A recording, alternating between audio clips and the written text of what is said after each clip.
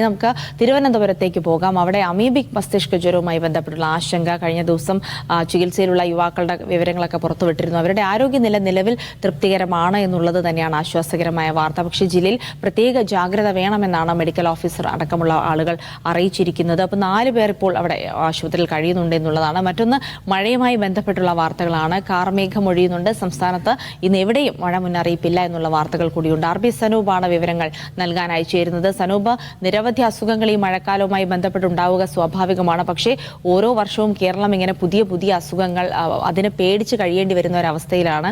കാരണം സംസ്ഥാനത്തിന്റെ വിവിധ ഭാഗങ്ങളിൽ നിന്ന് ഈ അമീബിക് മസ്തിഷ്ക ജ്വരം ഇപ്പോൾ സ്ഥിരീകരിക്കപ്പെടുന്നു എന്നുള്ള വാർത്തകൾ, അതുമായി ബന്ധപ്പെട്ട തുടർ വാർത്തകൾ എന്തൊക്കെ തിരുവനന്തപുരത്ത് നിന്ന്?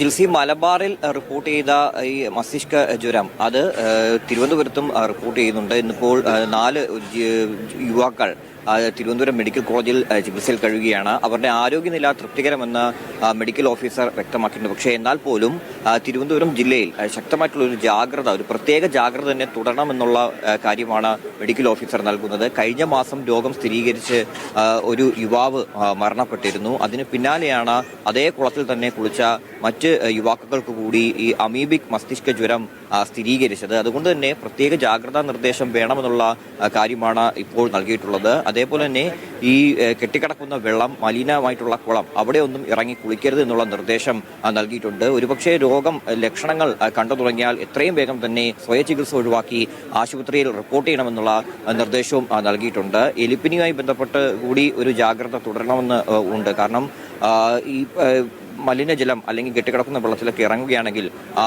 ഇറങ്ങുന്നവർ ഡോക്സിസൈക്ലിൻ കൃത്യമായിട്ട് കഴിക്കണമെന്നുള്ള നിർദ്ദേശം ആരോഗ്യവകുപ്പ് നൽകുന്നുണ്ട്. നിലവിലിപ്പോൾ ഡെങ്കി കേസുകൾ കഴിഞ്ഞ മാസമൊക്കെ വളരെ കൂടി നിന്നു തലസ്ഥാനത്ത്. പക്ഷേ അതിപ്പോൾ വളരെ കുറഞ്ഞിട്ടുണ്ട് എന്നുള്ള ഒരു കണക്കും പുറത്തു വരുന്നുണ്ട്. മറ്റൊരു കാര്യം മഴയുടെ കാര്യമാണ്. കഴിഞ്ഞ ദിവസങ്ങൾ വരെ ശക്തമായിട്ടുള്ള മഴ സംസ്ഥാനത്തുണ്ടായിരുന്നു. പക്ഷേ ഇനിയിപ്പോൾ മഴ കുറയുമെന്നുള്ള അറിയിപ്പാണ് കാലാവസ്ഥാ നിരീക്ഷണ കേന്ദ്രം നൽകുന്നത്. കേരള തീരം മുതൽ ഗുജറാത്ത് വരെ നിലനിന്നിരുന്ന ന്യൂനമർദ്ദ പാത്തിയുടെ ശക്തി കുറയുന്നത് കൊണ്ട് തന്നെ കേരളത്തിൽ മഴയുടെ അളവ് കുറയും എന്നുള്ള കാര്യമാണ് കാലാവസ്ഥാ കേന്ദ്രം വ്യക്തമാക്കിയിട്ടുള്ളത്. ഇന്നിപ്പോൾ ഒരു ജില്ലയിലും മഴ മുന്നറിയിപ്പ് നൽകിയിട്ടില്ല. ഞാനിപ്പോൾ നിൽക്കുന്നത് തിരുവനന്തപുരം SAP ഗ്രൗണ്ടിലാണ്. വയനാട് ദുരന്തത്തിന്റെ പശ്ചാത്തലത്തിൽ മുഖ്യമന്ത്രി പറയുന്ന എല്ലാ വാക്കുകളും സസൂക്ഷ്മം കേരളം കേൾക്കുന്നുണ്ട്. ഇന്ന് SAP അതുപോലെ KAP 5 ബറ്റാലിയനിലെ 333 പോലീസ് ഉദ്യോഗസ്ഥരുടെ പാസിംഗ് ഔട്ട് പരേഡ് ഇവിടെ നടക്കുകയാണ്. അതുകൊണ്ട് തന്നെ മുഖ്യമന്ത്രിയാണ് ഇത് അഭിവാദ്യം ചെയ്യുന്നത്. മുഖ്യമന്ത്രി വയനാടുമായി ബന്ധപ്പെട്ട് എന്തെങ്കിലും പറയുകയാണെങ്കിൽ അതിന് കാതോർക്കുകയാണ് ഇവിടെ എത്തിയിട്ടുള്ള എല്ലാവരും. ജിൽസി.